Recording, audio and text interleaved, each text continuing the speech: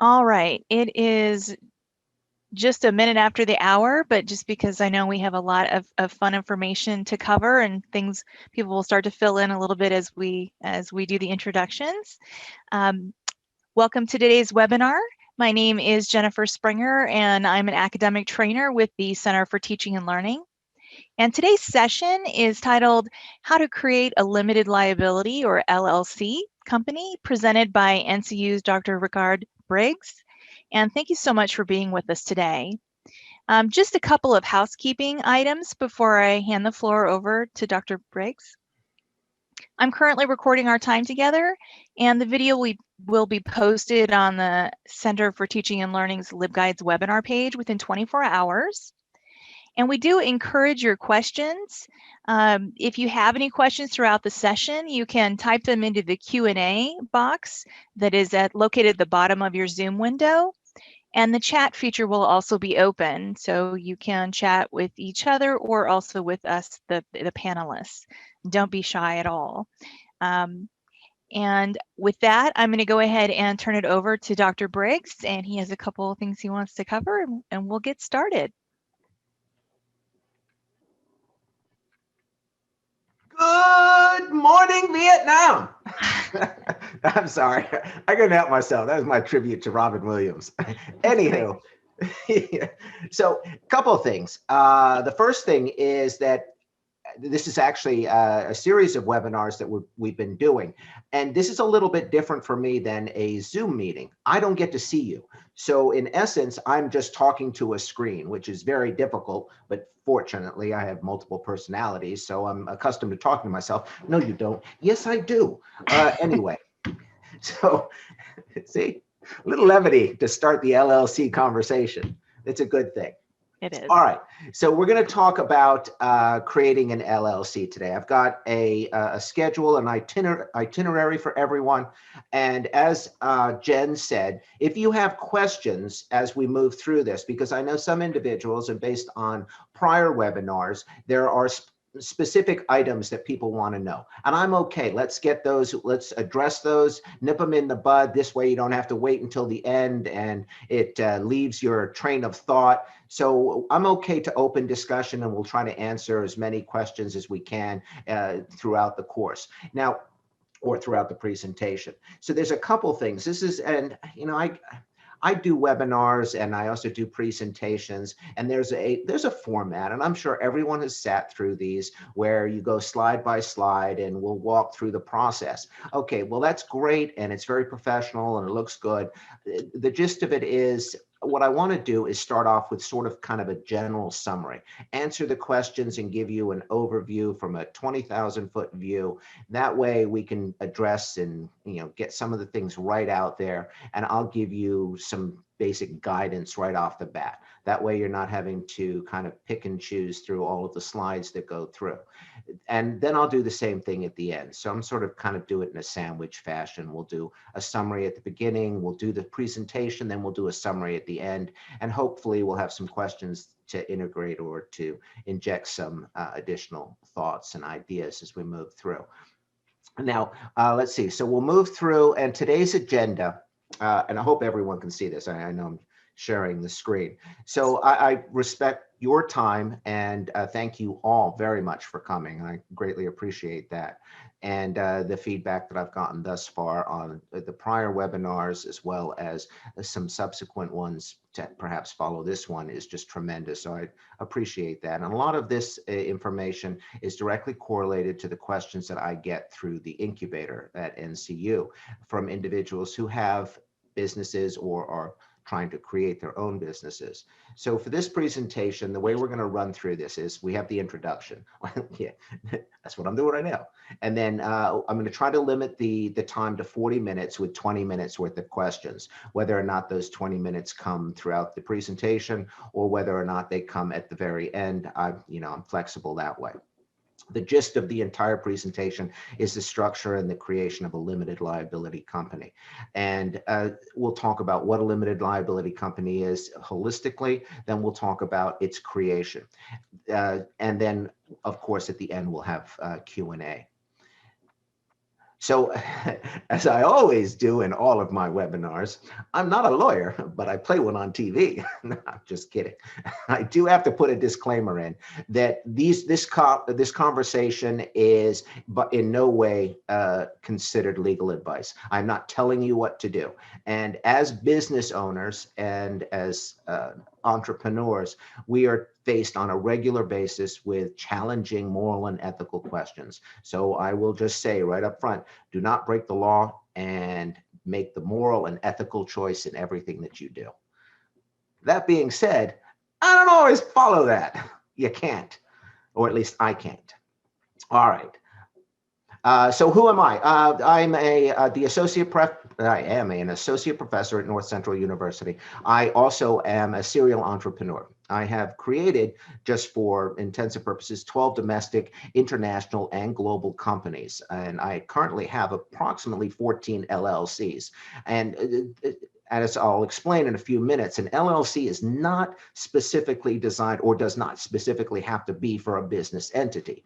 Although it is considered a business entity, I'll explain how you can use an LLC to either protect assets or to shield yourself from liability. I'm based out of Pittsburgh, and I have been here for about 15 years or so. And Pittsburgh has been very good to me, so very appreciative of the town of Pittsburgh. I'm originally from New York City, though. All right. Actually, you can see that on my telephone number, 646. All right. So why create a limited liability company or an LLC? Well, let's just call it an LLC going forward. So an LLC, generally speaking, is something that we would create to create an entity, a business entity per se. And it separates what you're doing currently as a sole proprietor, and you move it into a corporation status or a limited liability company. And that changes it from a personal business to for all intents and purposes, an official business. It's professional. It's a step up from a sole proprietor. A sole proprietor doesn't have the requirements that an LLC has. They still have pass-through income, and the tax benefits of an LLC are tremendously better than that of a sole proprietor. And perhaps I'll explain that a little bit towards the end too. Because that really doesn't have to do with the creation.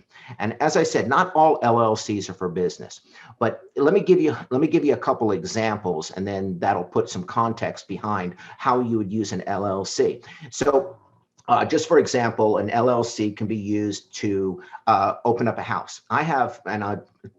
Actually, there's two stories behind this one, and they just recently happened. So I think both are relevant, and we'll give you a good example of what happened. So I have one rental property that I have, and I have not converted it into an LLC.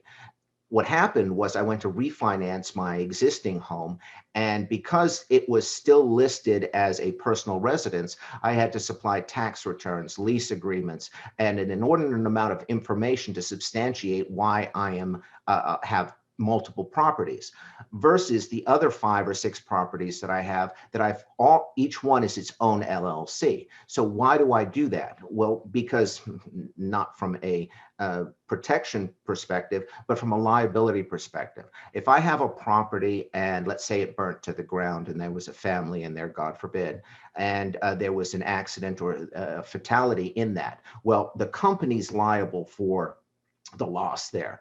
And then none of my personal assets and none of my personal income is affected by that loss. It also removes it from any sort of title search or from a background search. So if they typed in Ricard Briggs and they had a listing of my properties right now, because I did change that one to an LLC, the only property that would show up on my record is my home property. All of my other businesses are LLCs, so they don't show up on an asset investigation. So not only does it shield my assets, but it also protects me personally. The other item too is some people will use an LLC, and you can say, well, okay, why would I use an LLC for such a small entity? And here's an example. So let's say you have a paper route. Okay, so is there liability there? No, not really. But if you set your a side hustle, let's say it's a paper route, up as an LLC, then arguably you have business expenses. And then you can file a Schedule C on top. Well, you can file a Schedule C as a sole proprietor, but as an LLC, the expenses are more justified, and there's a greater berth that you can take, or liberty that you can take with those expenses in order to run that side hustle. So the tax advantages and the savings, as well as the limited liability, the liability risk loss, is tremendous. And so that's how you can use an LLC for two other reasons than opening up your own business or moving your sole proprietor to an LLC. So those are two examples. Oh, I know what I said I would do. Yeah, before we get into the LLC. So I said that, and I'm a man of my word, I said that I'd give you a summary of how to create an LLC. So let me start with this. And this is actually the crux of the reason why we're doing this presentation. I had a number of questions. They said, Rick, I went to set up this LLC and the lawyer's telling me it's $1,400. Yeah, no, it's not $1,400. It's $150 and $1,250 in attorney fees. You see where I'm going with that? Can you do it yourself? Absolutely.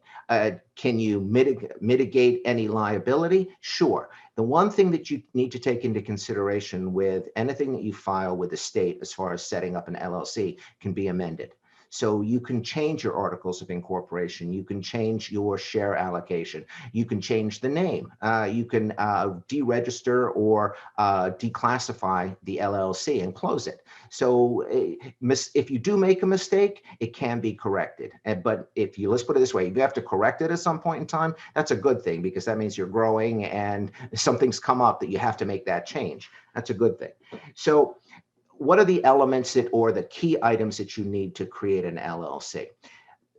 Now, I have to put this caveat in there. The requirements vary from state to state. There are generalizations. There are some items that have to be done unilaterally based on federal guidelines, but state specificity for each individual item varies. Some require articles of incorporation, some don't. Well, actually, I think all do in some shape or form, which basically is a statement of affairs of the business. Now, some require that you submit an agreement and some don't, but all require an EIN, which is your federal identification number.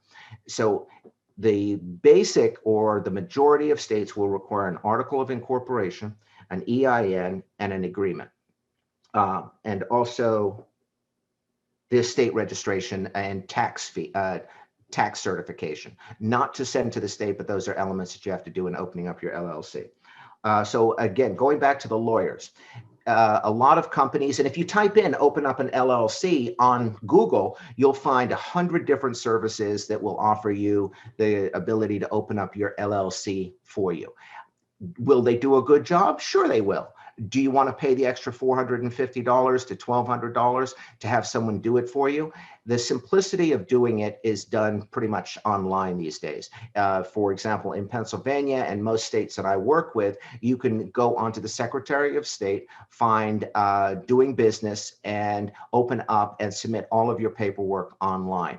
The articles of incorporation, it's a fillable PDF file. The information is limited. The certificate of registration, just point, click, and pay your fee. That's it. And then the federal EIN number is available just by typing in IRS EIN number, and it'll take you right to the website. 5 minutes later, you have your EIN number. And then usually for states, it can take up to 24 hours. Actually, I think in some cases, I've seen it take as long as 72 hours to get your certification back from the state. So within a few days, you can have your LLC set up and running legally as a legal entity. There's a couple things that I wanted to say. First of all, the name. The name that you select for your LLC is quite important. And I have a lot of individuals who will pick a name, and I always say, don't trump it. And this was even before he became president, because he put his name on everything. And is that practical? Perhaps not, because there's a point, it points back to liability. And if you're opening up a tax service, so what do you want to call it? You want to have a name that's representative of the work that you're doing. So do you want to call it Vitrex? No, nobody knows what Vitrex is, but if you call it Vitrex Tax Service, they know. And so by incorporating the type of work that you do into the name, that's a consideration that a lot of people don't take. They also don't take into consideration the fact that they may bring in partners at a later date. So if you stick your name on it, well, that makes it, difficult to bring in partners and then have a conversation about, well, why are we calling it Smith's Tax Service when, there's 4 of us now? And then, as I said earlier, you can make that amendment, but avoid that problem right from the get-go and pick a name that you can use for the longevity. Let's see what else was there. Oh yeah, no, that was it. Those were the key elements of an LLC.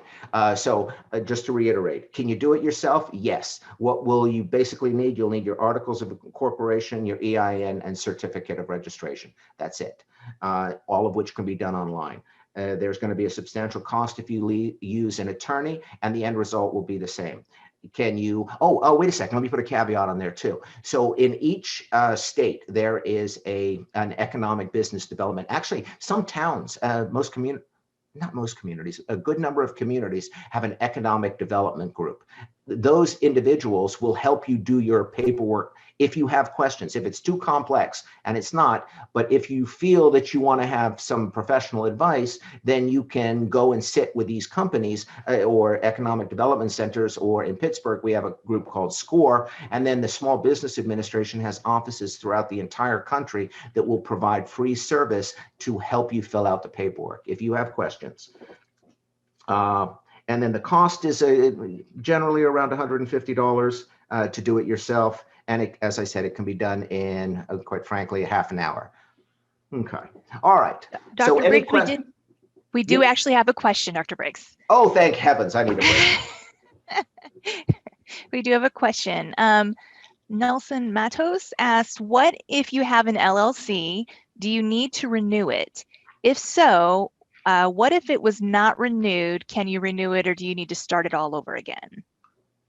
No, from my perspective, I've got LLCs that have been active for 15 years with non-renewal. Once it's registered with the state, it stays that way until you dissolve it. Okay. Unless there are some states that have a mandatory renewal fee, which I'm not aware of, but then I'm not familiar with every state's requirements. Nelson says he's in Florida, and thank you for the answer. I would be happy to check for you. If you shoot me an email, I'll pull up the state requirements and make sure that there's no annual renewal fee. But quite frankly, from a renewal perspective, the government gets their money from your taxes. So, or the state does, and they love your taxes. Of course. All right. Let's see. I see a couple more cute questions.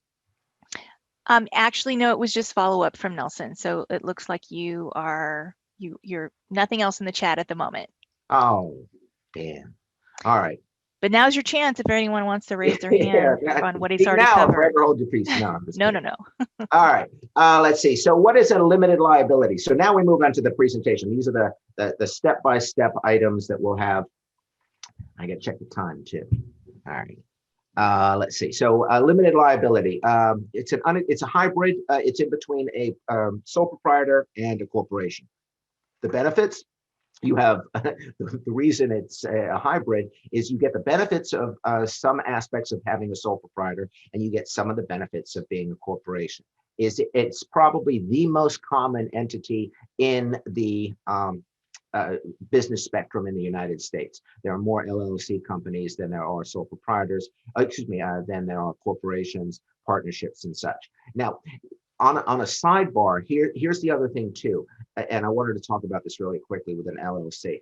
So an LLC is a company of paper, of contract, which means that you're structuring the LLC based on the articles of incorporation that you put in and any business agreement that you formulate with your members or the partners. So you can have a single member LLC and you can have a multi-member LLC. And then you would draft, not dissimilar to a partnership agreement, But the legal responsibility of the LLC is written in paper. So unfortunately, there's disadvantages of that too, in the sense that multiple member LLCs do have the same rights unless it's expressly written in the agreement or the LLC or the partnership agreement that they don't have rights, so that they can draft or borrow money based on the LLC's name. That would be the right of any member of an LLC unless it's stipulated otherwise.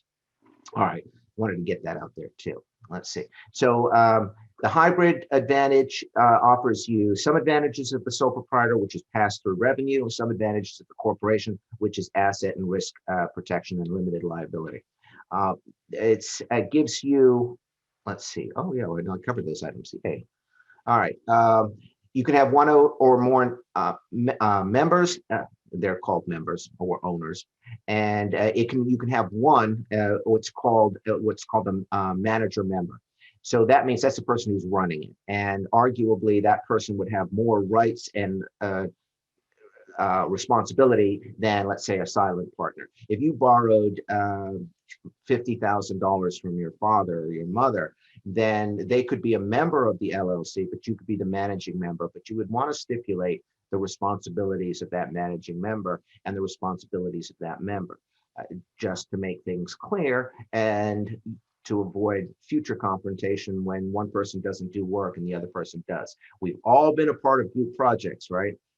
Yeah, use that as a learning lesson as to make sure you have it in writing with who's doing what in an LLC as far as members are concerned.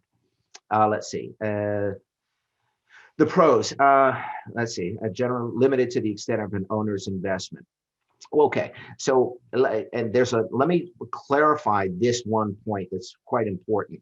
So a lot of people will say, oh, great, I want an LLC, so I'm not responsible for anything that happens in that LLC. Yeah, you could argue that, but here's the thing. From a legal perspective, there's an item called piercing the corporate veil. That means that if there's an intermingling of funds between personal and business, then you have broken that corporate shield that protects you personally.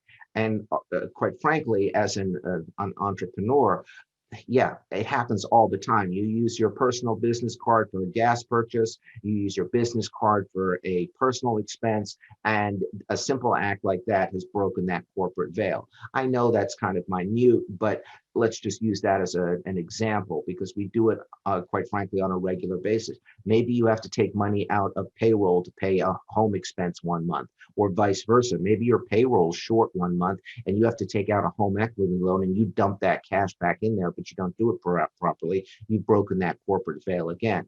Now, any good attorney will actually take a look at that and say, is there a pot of gold at the end of the rainbow if there is some sort of liability?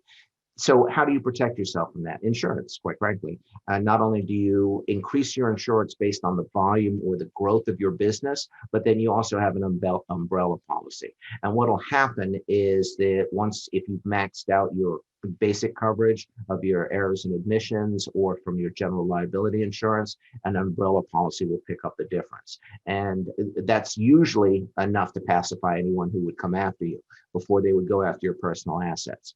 So take that into consideration. There is really no magic, umbrella that protects an LLC, because there's always loopholes and you can always be held personally liable by someone who's competent and can come after you. Let's see. I have two more questions for you. Oh, thank God, I need another break.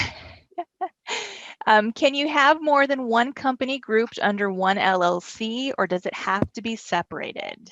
That's a good question. And the answer to that is no. You would separate your LLCs, but what you would do is you could have one corporation with multiple LLCs. So you can have an umbrella company. You can actually, no, I'm sorry. Let me reframe that too, because to answer that question, you can also have an umbrella LLC if you wanted to. But the appropriate way to do that would be to have a corporate umbrella, which has zero liability and is taxed differently and handles different responsibility. If you're dealing with multiple LLCs, your revenue probably substantiates having a corporate umbrella. A corporation then has no liability, completely different entity than a LLC, and it basically functions as a board. There has to be an executive board that makes decisions for it with no personal liability. So you could have you could have a corporate umbrella, a corporation as your main company, we'll call that A. Then you could have a B, C, D, E, F, and G as LLCs, all doing different items. Now, let me give you an example on how that would work out. Let's say you opened up an LLC and you were doing lawn service. Okay, so your LLC is Joe's Grass Cutting. And so you start doing you're mowing your lawn, and suddenly a client comes to you and says, hey, you know what, it'd be really nice if could you build us a retaining wall? Well, okay, but that's a little bit different than mowing lawns, isn't it? And it also changes the liability structure. So at that point in time, it would behoove you to open up a second LLC called Joe's Joe's Landscaping, which would work fine. And then now under that company or that LLC, you do your construction, your retaining walls, your cement work, whatever else you're doing. Then you get another client that says, well, you know what, we want you to do a little bit of home repair for us and put on some siding and stuff. And you, being the entrepreneur, say, sure, why not? I can do anything. And next thing you know, you're building houses, and now you're mowing lawns and doing cement work. Okay, each one of those items could be theoretically set up as a LLC, but then at that point in time, I would set up a C Corp to protect or to run all of those companies. So the idea there is if one company goes defunct, then the rest aren't affected, and it certainly doesn't affect the revenue because the C Corp is handling the money that pays all of the LLCs. The money all flows through the C Corp. I know that was a convoluted answer. It probably sounds like I know what I'm talking about, which is, so let me simplify that. The answer to your question is yes. You can have one LLC and then you can have subordinate LLCs. The proper structure, if your revenue has increased to that level that you need multiple LLCs, would be to have a C Corp with LLCs underneath it to shield, again, reducing liability and tremendous tax advantages by being able to shift the revenue through your C Corp and then disperse it back to your other LLCs. Okay. Richard, did that answer your question, or did you have any follow-up? Did you? Richard's probably scratching his head going, Jesus, Rick, slow down. Well, you did mention that it is always good to get the legal counsel because it can be complicated, right? It can, absolutely. And at that, oh yeah, well, actually, Jen, that was a very good segue. If you're at that point where you're talking about multiple LLCs, you should have a C Corp. Yeah, that's when you retain counsel or you retain a financial advisor to set up your corporate structure or your shell companies. Makes sense. Yeah. Okay. Second question. Let's see. It says, if a person owns a company that's incorporated and they are a sole proprietor, could they have the option to re-register at a later time as an LLC? So that's a little bit of a confusing question. A sole proprietor doesn't require any registration. If you wanted to transfer that ownership to an LLC, it would just be a matter of registering that sole proprietor as an LLC. Okay. It was asked by email, so I can't get any feedback from them, but we'll let them know what you said. Yeah, that's fine. Yeah, so just to reframe, a sole proprietor doesn't require any state registration. It's just a matter of filing a Schedule C on your tax return. Okay. And hanging a shingle on your door. It says Rick's Business Center. Okay. Right. Let's see. So moving through the cons. So LLC liable for debts. Okay, so here's one of the other things too. For an LLC, yeah, you're not liable for the debt that the company obtains. So if the company goes out and gets a lease from Xerox for a copy machine and the company goes defunct, then yeah, the company, you're not liable for that debt. But the caveat is, why would Xerox give you a lease for a copy machine if the company has no credit? They won't. So what do you have to do? You have to sign a personal guarantee. And guess what that means? That means that if the company goes defunct, you've just guaranteed that debt. So be very careful about the assumption of debt for an LLC, because if they're asking you to sign a personal guarantee, if the company goes defunct, you're still liable. So, and if you say, I'm not going to sign a personal guarantee, chances are they're not going to give you that credit. For that exact reason, because they know that if the LLC fails, and statistically there's a large percentage that do, they're not going to get paid. Let's see. Combine the LLC to a contract. Unless a third party. Yeah, this is where I was talking about any member of the LLC can commit. So you have to be very careful, not only in writing, who has the capability to sign agreements. I would personally, I make sure that there's only one member or two members that has control of the money. Let's see. So we talk about funding when we talk about an LLC. The fact is the majority of funding comes from family and friends. So if you're at the point where you're looking for investors, chances are you have enough revenue to substantiate getting money from an angel investor or from a bank. So the idea that the C corporation has better capability of obtaining funds, not necessarily true. It's based on revenue. Oh, basic startup steps. Here we go. All right, let's rock and roll, run through these. All right, so, and this is actually the summation that I gave you at the beginning too. Choose your legal form, sole proprietor, LLC, S Corp, C Corp. Choose your name, prepare and file your documents. That's it. Obtain your FEIN, register your fictitious name. Okay, so I get asked this question too. What's a fictitious name? Well, you can open up the name of a company and then you can call it something else. And let me give you two examples of why you would do that. So you could open up a company called Briggs, for me, Briggs Company. Okay, so I can open up Briggs Company, but let's say in West Virginia or Ohio, neighboring states, then that company name's taken. When you do business in other states, you have to register in that state. And if the name's taken in another state, then you have to do it, open it up as a fictitious name. So you would have to call it something else. You can go Briggs Lawn Service or whatever the case may be in order to get that company in there. And that's doing business under a fictitious name. Local tax registration certificate. No matter where you open up your business, you have to register and pay business tax. So, and that's usually done through local tax. And of course, you're doing that. When you register for your online, for your certificate of registration, it will take you through and it automatically registers you for state tax. And if your business requires permits and license, I mean, obviously, if you're a doctor, you need a license, attorney, you need a license, chiropractor, you need a license. And I mean, even some of I'm not even sure if some of the like lawn mowing, oh no, I know beauticians need a license too. So you have to have all of your permits and your licenses in order to open your registration and conduct business legally. And choosing it. And I talked about the legal name of what you should call your company. And again, foresight. Take into consideration that that name is going to be used now and in the future. So pick something that is practical and that incorporates the type of business that you're doing.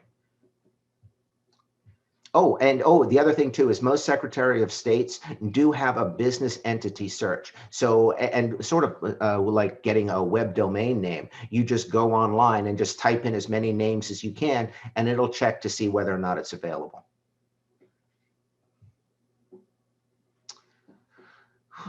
Okay, I'm sorry. And yeah, on limited liability companies, you have to include LLC or limited liability company. That's when you're actually registering, it actually says that. A certificate of formation, operating agreement, and articles of incorporation. I have a little bit more a section on articles of incorporation because I get a lot of questions about that. That's the legal document. It's relatively simplistic in structure and can be filled in 5 minutes, but a lot of people make mistakes based on the simplicity and have questions on it, then get stuck in the woods trying to figure the stuff out. So I've got a couple of those items as well. So what, oh, good heavens, look at that.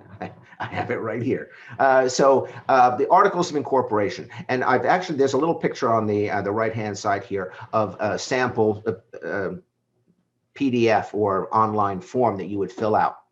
As you can see, there's actually, I think there's a few more underneath this, but I couldn't get the whole picture in there, at least so it's legible, but you'll get the idea from this. So as you can see here, there's 1, 2, 3, 4 articles showing, and I think this document only had like 6 or 7, but you can have as many articles. You can add as much as you want to Articles of Incorporation. Remember, I told you that an LLC is a product of paper. So whatever you want it to say, you can say it. You can say that, on the 4th full moon of the solar eclipse, each member will get $500,000.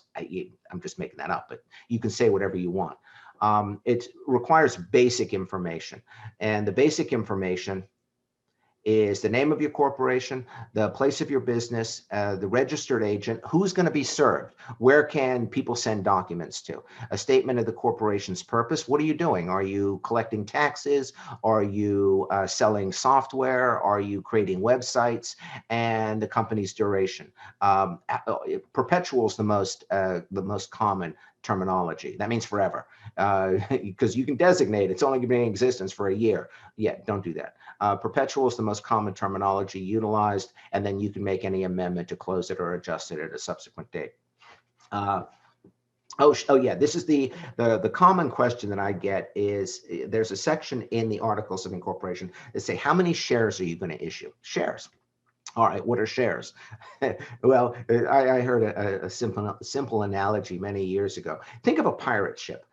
Arr, arr, we're going to go loot and pillage. And then some guy in the back says, well, how much am I going to get? How much are you going to get? Oh, you're going to get 10% of the haul, or 2 shares you're going to get. That's the founding principle. That's how it works. It's how much everyone gets, and how are you going to disperse that? Again, you can have registered or assigned shares, and then you can state specific shares. You're allowed to, and based on the cost that's available or the number that's allocated, you want to go for the highest number possible that doesn't cost you money. Most states will allow you 10,000 shares for your filing fee. So take the 10,000, and then you can assign them at a later date. If you, some companies will put 10 million in there and then pay a fee up front. Yeah, not necessary. You can make that amendment when required. But that's basically how the shares work. So take the maximum number that's available free, when I say free of charge, that's included with the registration, and don't pay any additional fees to start with. And then the names and addresses, of course, of the people, the principal offices and the directors, and then of course you have to sign it. So that's your Articles of Incorporation. That's probably the most inclusive document. The other is a certificate of registration, which is just name, information, and the date of incorporation.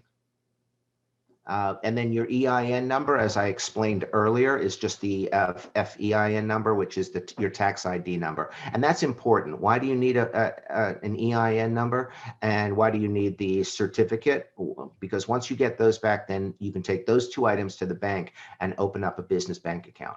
And without those numbers, you can't open up a business bank account. Let's see.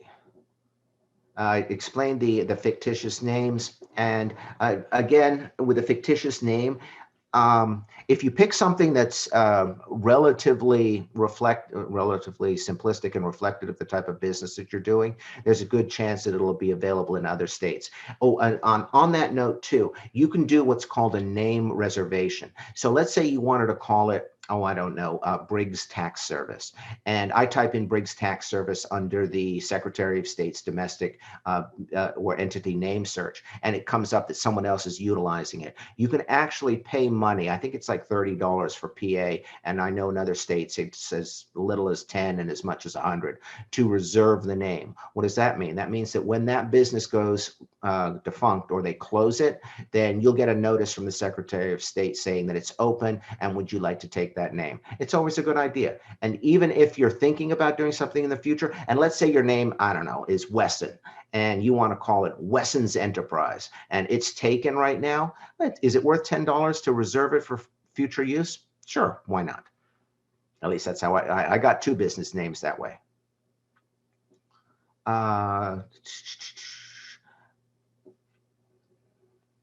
Okay, so this is where we talk about different states. In each state that you're doing business in, you have to register.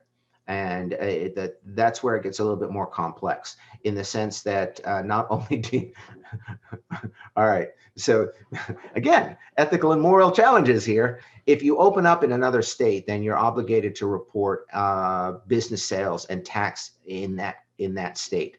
And for smaller companies, let's say you're a smaller company and you've got 3 clients and all 3 of those clients are based in different states. The cost that you have to pay in order to file your taxes for 3 additional states will probably outweigh the revenue that you'll make from those 3 clients, assuming that they're relatively small clients and you're a small business. I mean, if they're multi-million-dollar clients, it's a different situation.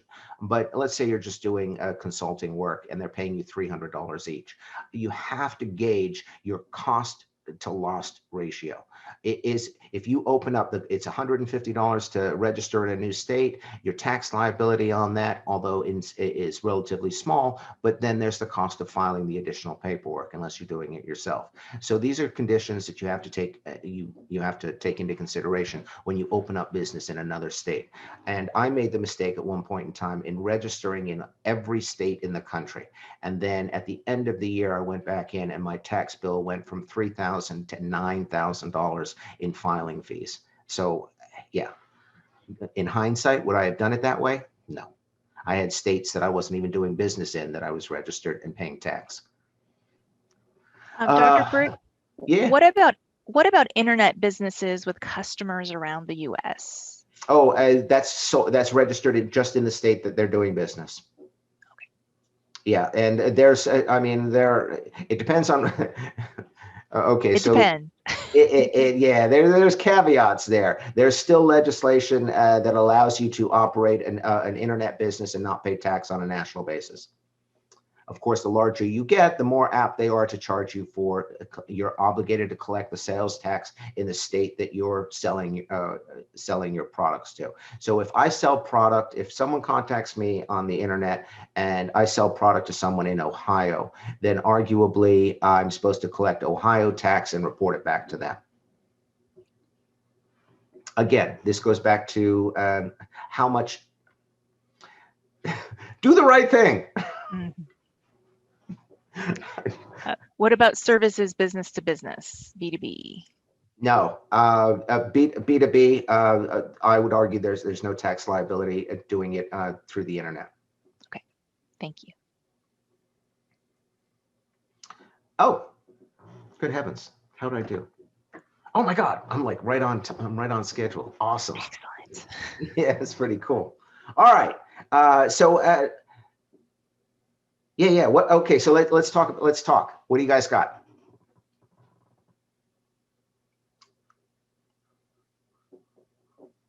You can type in the chat. You can put something in the Q&A, or you can raise your hand. All right, we got something in the Q&A. Okay. If I start a company in one state but move, do you recommend we move the company as well? Huh. So you've opened up your company, it's registered in, let's say, Nebraska, and you move to Ohio. Do you keep the company in Nebraska? Okay, so from my perspective, I would move it.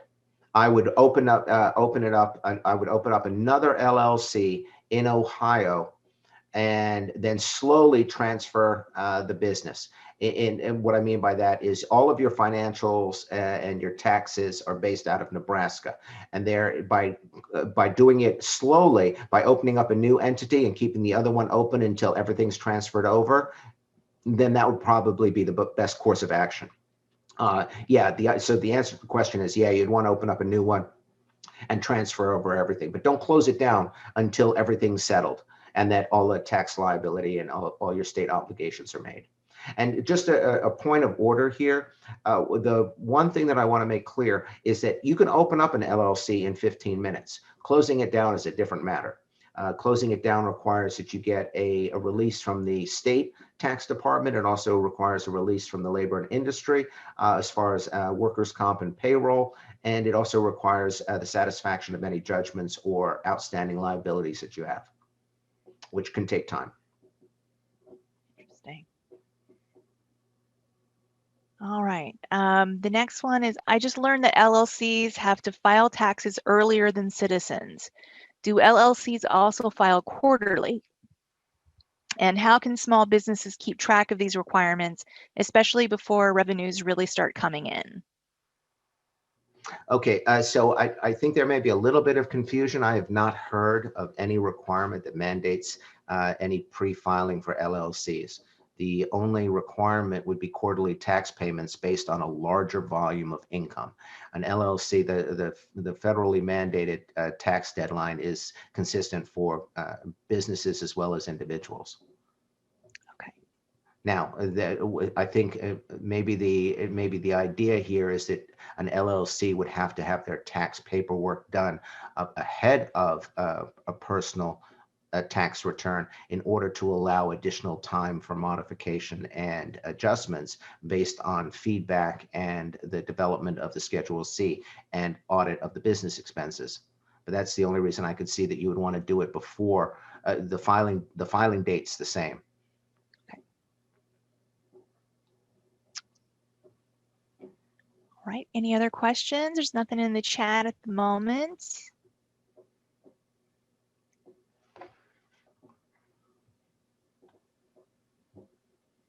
What software do you use to track expenses for your LLC?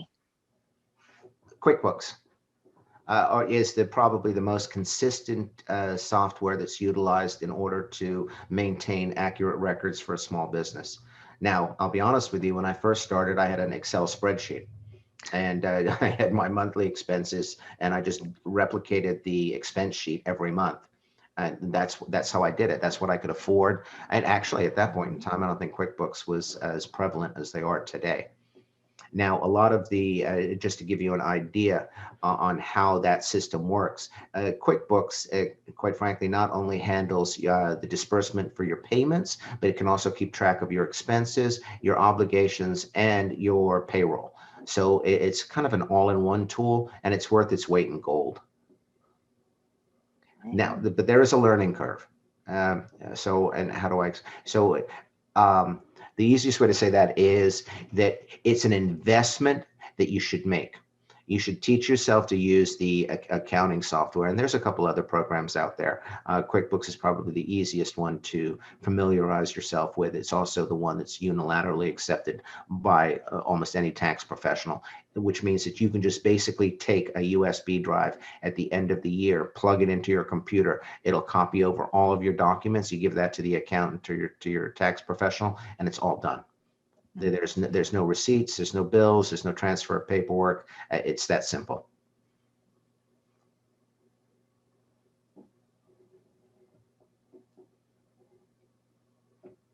Now, but actually, you know what? Let me take a minute and talk about that for a second. Talk about expenses for an LLC.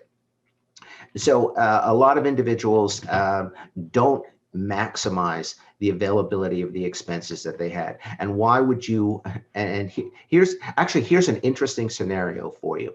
So the IRS has been relatively stringent on running a home-based business. And I have actually been able to see companies or small businesses secure an off-site location for a minimal amount of money, $200 a month in rent, in order to save $8,000 in tax liability. Having an off-site physical location allows you the capability to deduct a substantially higher amount of taxes without any questions, primarily based on the fact that it is an off-site location. And there's no ifs, ands, or buts when it comes to, well, how much space are you using in your home, and all of the questions that are more complicated and raise red flags as far as the IRS is concerned. And then of course you have the drive time and the commute that you have to make back and forth to the office that you're doing multiple times a week, as well as tolls and expenses. All of those items are deductible as well. That sounds really smart. Can a small LLC file taxes with the IRS online, or does the company have to pay an accountant to file on its behalf? Oh, that's a good question. No, TurboTax. Absolutely, you can do that yourself. So let me do this from two different perspectives. The first of which is you can absolutely do it yourself, and you can file the necessary paperwork through TurboTax or one of the other accounting software online software that's available, and there it's perfectly adequate. When you have enough revenue and enough reason to retain an accountant to do it. The idea is, let's say the accountant charges you $500, then theoretically you should get an additional $500 in tax savings to offset the cost that you paid the accountant. Will that work? Yes, it does. Because what happens is, and I've seen it time and time again, they work more on tax strategy than they do on specific deductions. They will put together a plan for you and explain to you what is deductible and how you can maximize your tax advantages. Now, tax evasion is illegal. Tax avoidance is perfectly legal, and that's what you're looking to accomplish. Nobody wants to pay more tax than they have to, and having someone explain to you what's deductible and what's not. The 1040 forms that are available have itemized lists on it, but there's so much more that is deductible because there's such ambiguity in the way items are worded. So if you do Google searches for what is deductible for a small business, you can come up with hundreds of different sheets from tax professionals that will give you a much more detailed list of what's available. And if you just take the initiative and do that yourself, then yeah, use TurboTax. Nice. Siobhan asks, what is the difference between establishing a series and not establishing a series? I'm sorry, establishing a series and not establishing a series? I'm not sure exactly what the question is there. Yeah, I'm missing that one too. Can we get some more clarification on that? Siobhan, do you want to type, or I can unmute you if you wanted to ask?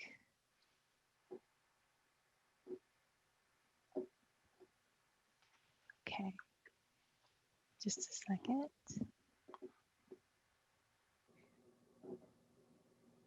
Okay, while she is clarifying, Erin is asking, can you tell us about a time when an LLC protected someone's assets? Yes, I can.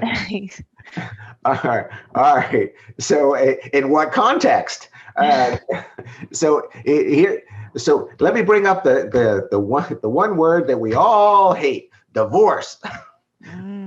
Yeah. So, for me personally, having multiple LLCs allowed for non-disclosure of assets within those LLCs when writing a prenup. The business valuation was based on my own, and since I had all the numbers, so that helped tremendously. Without the LLC, I was obligated to disclose all of the revenue that would have been flowing through my personal tax return. So did it help? Absolutely. Now, from a liability perspective, so I knew a guy who had a garage. He had no insurance. He owned there was an LLC, and he was also pretty smart, and he had most of his assets shielded. So what happened was there was this horrific accident that he was responsible for, or allegedly responsible for. You know, the old I forgot to tighten the brake line thing, and then there was an accident, and they came after the business. And basically, there was enough damage that since there was no insurance on the business, they said, we're going to come after you as an owner.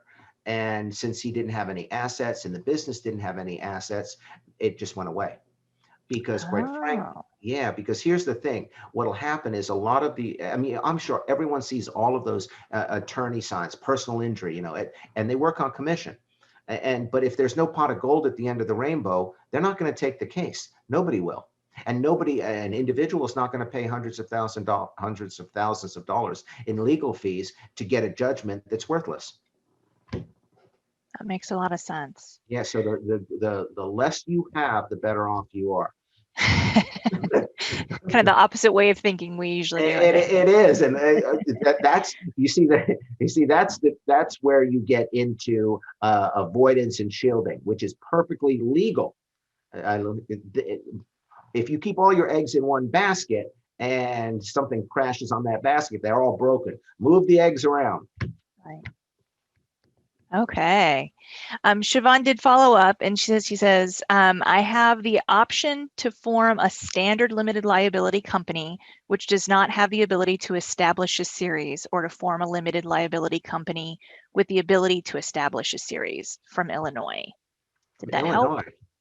I would have to look at that. I'm unfamiliar with that question. But if you'll send me an email, I'm sorry, what was the woman's name? Siobhan Ecolito, I believe. Siobhan, if you'll send me an email, I'll go onto the Illinois Secretary of State and look up the specific requirements and get back to you on that answer. That is wonderful. Now we only have 4 more minutes left, and there's not any active questions. Was there anything that you wanted to wrap up or finish with, Dr. Briggs? No, I want to thank everyone for attending and coming, and I thought that the questions were brilliant. I greatly appreciate the opportunity to come and give you some additional information. And one of the things that is supplemental to this presentation is that you can always reach out to contact me and get additional support and assistance for any entity that you want or any business question that you have through the Business Incubator at NCU, which is available in the Commons group. You can access that, become a member, and shoot any one of the moderators an email and get an answer to your question immediately, or within reason. A reasonable time frame. We have lives, and I'll leave you with that. Wonderful. This has been so very, very helpful and informative. I know lots to take away and think about. And thank you everybody for attending and joining us. We will get this recording up by the end of the day today, and it'll be available so that you can kind of noodle on some of the information that Dr. Briggs provided us today. Thanks, everyone.